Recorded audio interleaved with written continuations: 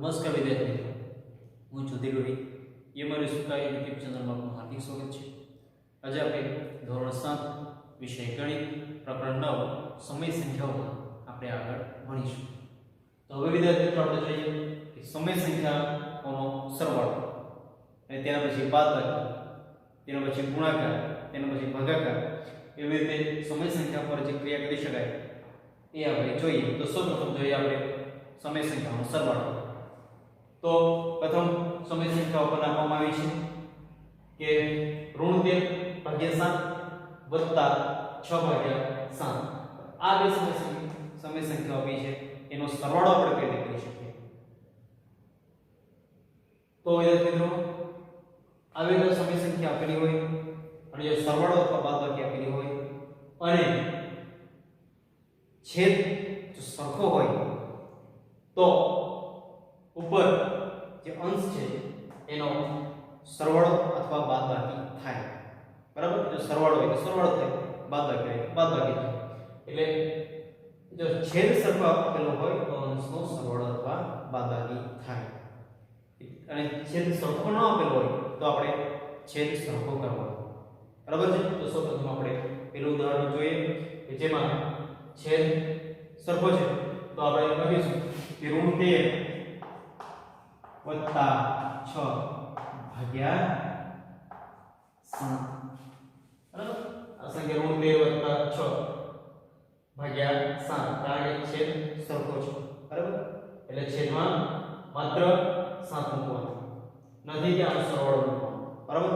આનો સરવાળો નથી મૂકવાનો, પરંતુ ફક્ત અહીંયા આપણે 7 મૂકવાનો. છેદ સરખો હોય તો અંશ છે એનો આપણે આ સરવાળો મૂક્યો. બરાબર? અને છેદ 7. ઋણ 13 વત્તા 6 કેટલા જવાબ આવશે? અહીંયા માઈનસ પ્લસ છે એટલે આ બંને વચ્ચેનો સંબંધ શેનો થશે? બાદબાકીનો સંબંધ થશે. તો આની બાદબાકી આપણે કરીએ તો કેટલા થાય? ઋણ 7 ભાગ્યા 7. ઋણ 7 ભાગ્યા 7 કરીએ તો જવાબ કેટલા આવે? ઋણ 1. બરાબર? તો આ સરવાળાનો ઉકેલ આપણે આ રીતે મેળવી શકીએ. હવે એવી જ રીતે બીજો આપવામાં આવ્યો છે. અહીંયા સમય સંખ્યાઓ આપવામાં આવી છે. આપણે જોઈએ છે તો આ બંને સમય સંખ્યામાં છેદ કેવા છે? સરખા છે. તો અંશનો સરવાળો અથવા બાદબાકી છે તો કોઈ રીતે કરવાનો? બરાબર છે? તો ઉપર શું થશે? 19 વત્તા આ કૌંસ ગુણ છે. બરાબર? ઋણ 7 છે કૌંસમાં. એટલે ઋણ 7 છેદમાં કેટલા? 5. આગળ ગણી તે પ્રમાણે, કારણ કે અહીંયા છેદ કેવો છે? સરખો છે. અને તે કેટલો છે? 5 છે. એટલા માટે અહીંયા આપણે 5 મૂકી દીધા. ચાલો, તો આ બંને વચ્ચે શું થશે? 19 વત્તા ઋણ 7 એટલે આ બંને વચ્ચે બાદબાકી થશે, કારણ કે પ્લસ માઈનસ માઈનસ. 19 માંથી 7 જાય તો કેટલા રહે?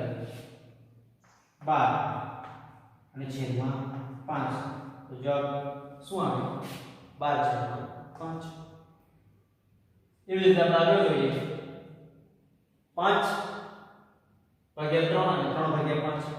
અહીંયા તમે જોઈ શકો છો તો અહીંયા છેદ કેવા છે? અલગ અલગ છે. તો આપણે શું કરવું પડે? છેદ સરખા કરવા પડે.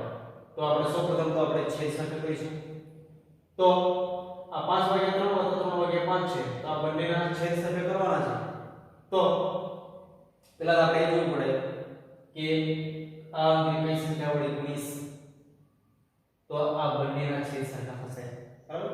છેદ આપણે સરખા કરવાના છે. તો આપણે આ 3 ને 5 વડે ગુણીએ તો અહીંયા છેદમાં કેટલા આવશે? 5 તારી 15. ને 5 ને કેટલા વડે ગુણીએ? 3 વડે ગુણીએ તો 3 5 15. આ રીતે છેદ સરખો થશે. અને જેના વડે આપણે ગુણીએ છીએ તેને અંશમાં પણ ગુણવાનું છે. બરાબર? તો આપણે જોઈએ તો આ 5 ભાગ્યા 3 છે. તો અહીંયા 5 ગુણ્યા 5 ભાગ્યા 3 ગુણ્યા 5 વત્તા, હવે આને કેટલા વડે ગુણવું પડશે? અંશ અને છેદને 3 વડે. 3 ગુણ્યા 3 ભાગ્યા 5 ગુણ્યા 3. 5 25 ભાગ્યા 3 50 15 વત્તા 3 તારે 9 છેદમાં 5 થાય 15. હવે તમે જોઈ શકો છો કે આ બંનેમાં છેદ સરખો થઈ રહ્યો છે, તો ઉપરનો જે કિંમત છે અંશની એ બંનેનો આપણે સરવાળો કરી દઈએ. 25 + 9 એટલે કેટલા થાય? 25 ને 5 30 ને બીજા 4 એટલે 34 ભાગ્યા 15. તો આ જે સમય સંખ્યાઓ જે છે એ સમય સંખ્યાનો સરવાળો કેટલો મળે છે આપણને? 34 ભાગ્યા 15. હવે તેવી જ રીતે આગળ તો √2 પૂર્ણાંક 1/3 વત્તા 4.3/5 આ સમય સંખ્યાઓ મિશ્ર સમય સંખ્યાઓ છે, મિશ્ર પૂર્ણાંક સંખ્યાઓ છે, બરાબર છે. તો એને આપણે મિશ્ર પૂર્ણાંક ફેરવીએ, અપૂર્ણાંકમાં ફેરવીએ. આ મિશ્ર પૂર્ણાંક સંખ્યાઓ છે તેને આપણે અપૂર્ણાંકમાં ફેરવવાનો પ્રયત્ન કરીએ. તો અપૂર્ણાંકમાં કેવી રીતે ફેરવીશું? તો આ છેદ છે એને આ પૂર્ણાંક સાથે આપણે ગુણીશું +1/3. એ જ રીતે આ છેદમાં 5 છે એને આ પૂર્ણાંક 4 સાથે ગુણીશું +3/5. તો આ રીતે આપણે કરીએ તો 3 × √2 +1/3. આપણે એને સતત અપૂર્ણાંકમાં ફેરવવાનું હોય તો આપણે આ રીતે કરી શકીએ છીએ. યાદ રાખજો વત્તા 5 × 4 વત્તા 3/5. બરાબર છે. ચાલો અહીંયા શું થશે? 3 × √2 એટલે √6 આ વત્તા 1/3 વત્તા 5 × 20 વત્તા 3/5. તો શું થશે? √6 વત્તા 1 એટલે આ બંને વચ્ચે બાદબાકી થશે એટલે √5/3 થશે વત્તા 20 ને 3 23/5 થશે. હવે આ બંને પૂર્ણાંકો છે એમાં છેદ અલગ અલગ છે, તો છેદ આપણે સરખા કરીએ તો આપણે આ જે પૂર્ણાંક છે એને આપણે 3 વડે ગુણીશું અને ભાગીશું, 5 વડે ગુણીશું અને ભાગીશું, અને આ પૂર્ણાંક જે છે 23/5 ને 3 વડે ગુણીશું અને ભાગીશું. તો જોઈએ તો √5 × 5 ભાગ્યા 3 × 5 વત્તા 23 × 3 ભાગ્યા 5/3. બરાબર. તો શું આવશે? ઋણ 5 × 5 એટલે ઋણ 25 ભાગ્યા 15 વત્તા 23 તારીખ 69 ભાગ્યા 15. આ બંને વચ્ચે શું થશે? તો બાદબાકી થશે, બરાબર છે. તો 69 માંથી 25 જાય તો કેટલા રહે? 9 માંથી 5 જાય તો 4, 6 માંથી 2 જાય તો 4 ભાગ્યા 15. તો જવાબ શું આવે? 44/15.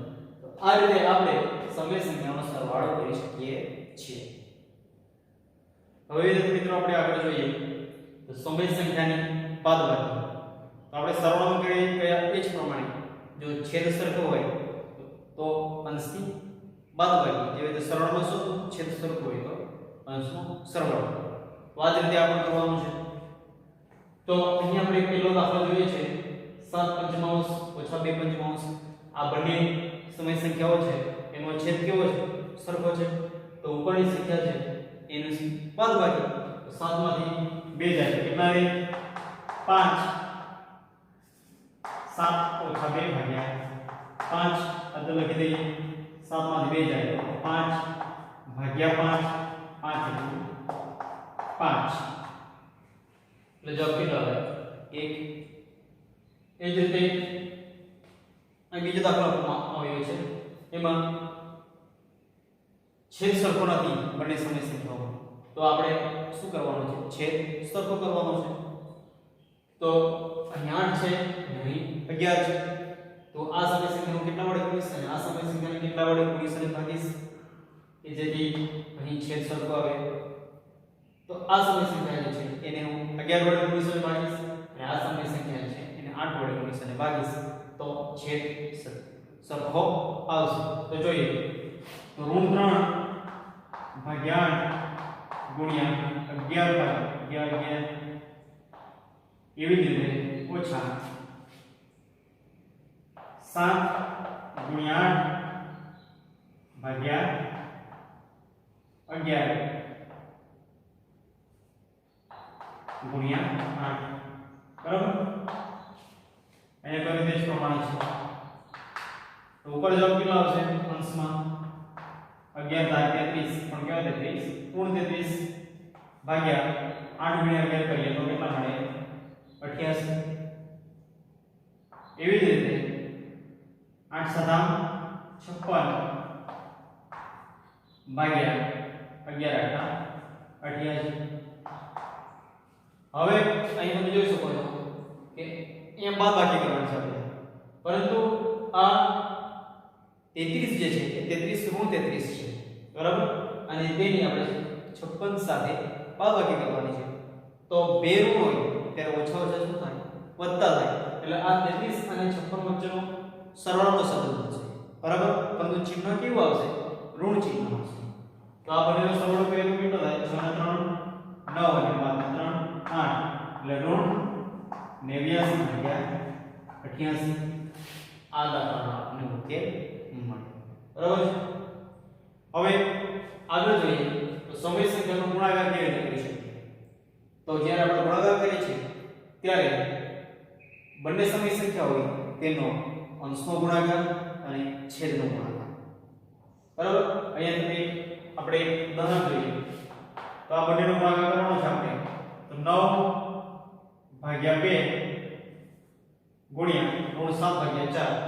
તો આ અંશનો અંશ સાથે ગુણાકાર અને છેદનો છેદ સાથે ગુણાકાર આપણે કરવાનો છે. સમય સંખ્યાના ગુણાકાર યાદ રાખજો, માત્ર ગુણાકારમાં જ આપણે કરવાનું છે. તો 7 * 9 = 63 કેવા 63 ઋણ 63 ભાગ્યા 2 * 8. હવે આગળ જોઈએ તો ઋણ 3 ભાગ્યા ઋણ 5 ગુણ્યા ઋણ 5 ભાગ્યા 3. તો એનો આપણે અંશનો અંશ સાથે ગુણાકાર અને છેદનો છેદ સાથે ગુણાકાર આપણે કરીએ તો ઋણ 3 ગુણ્યા ઋણ 5 કેટલા થાય ઋણ 3 ગુણ્યા ઋણ 5 ભાગ્યા ઋણ 5 ગુણ્યા 3. ઋણ 5 ગુણ્યા ઋણ 3 ગુણ્યા ઋણ 5 કેટલા થાય, જ્યારે બે ઋણ ચિહ્નો ધરાવતી સંખ્યા હોય તેનો ગુણાકાર જે મળે છે એ આપણને ધન સંખ્યા મળે છે બરાબર. તો ઋણ 3 ગુણ્યા ઋણ 5 શું મળે છે 15 મળશે બરાબર. અને નીચે એક ઋણ સંખ્યા છે એક ધન સંખ્યા છે, તમને એ ઋણ 15 મળશે બરાબર.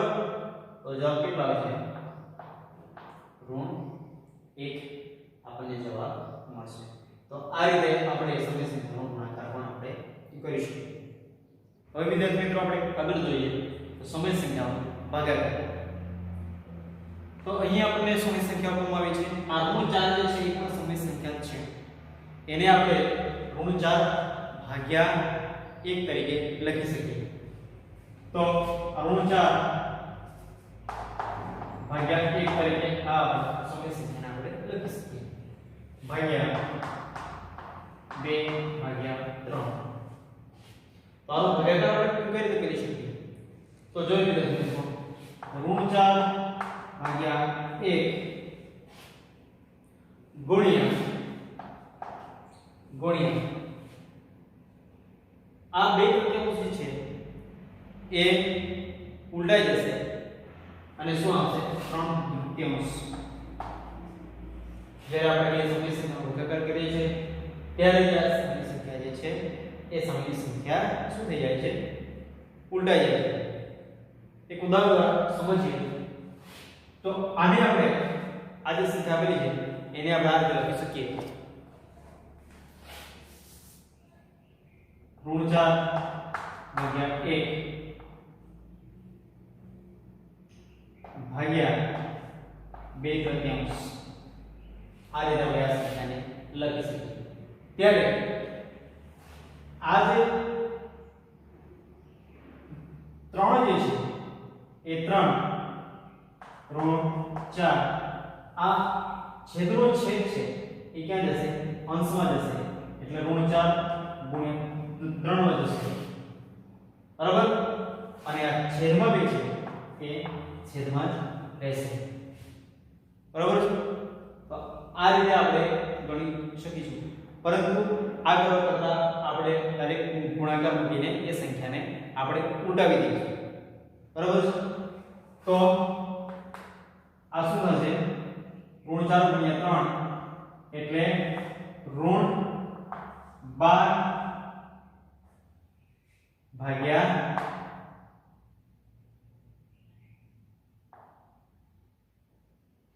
2 એટલે કેટલા આવશે ઋણ 6 ઋણ 12 ભાગ્યા 2 એટલે જવાબ કેટલો આવશે 6 બરાબર છે અને આ જ વસ્તુ આપણે ગુણાકાર કરીને કરીએ તો ઋણ 4 ભાગ્યા 1 ગુણ્યા આ સંખ્યા ઉડાડી દઈએ તો 3 ઉપયોગ કરી દઈએ તો આપણને જવાબ કેટલો મળશે આપણને આ જ જવાબ મળશે ઋણ 12 ભાગ્યા 2 કારણ કે જ્યારે આ સંખ્યા જે છે છેદમાં આવે છે એટલે કે ભાગાકારમાં આવે છે ત્યારે છેદનો છેદ છે છેદનો છેદ આ છેદમાં 2 છે એનો પણ છેદ આ 3 છે બરાબર એ ક્યાં જાય છે અંશમાં જાય છે એટલે આ જ પ્રમાણે થાય છે એટલા માટે આપણે ગુણાકાર સ્વરૂપે લઈ શકીએ છીએ આગળનો દાખલો આપણે આ રીતે લઈશું તો આ ઋણ 1 ભાગ્યા 8 હવે આનો 3 ભાગાકાર કરવાનો છે આપણે ગુણાકાર લઈ લઈએ અને આ જ સંખ્યા જે છે 3 ચતુર્થાંશ એને ઉલટાવી દઈએ તો 4 ભાગ્યા 3 બરાબર આ બંને વચ્ચે ગુણાકાર કરી દઈએ આ સંખ્યાનો તો ઋણ 4 ભાગ્યા 8 તારી 24 ભાગાકાર કરી દઈએ 6 24 જવાબ કેટલો આવશે ઋણ 1 ના છેદમાં 6 આ રીતે આપણે સમય સંખ્યાનો ભાગાકાર કરી શકીએ આ રીતે તમે પહેલી રીતે આપણે જોયું એ રીતે ન કરશો અને ગુણાકાર લખીને ઉલટાવી દેશો અને ત્યારબાદ ગુણાકાર કરી દેશો તો પણ ચાલશે સમજ પડી જશે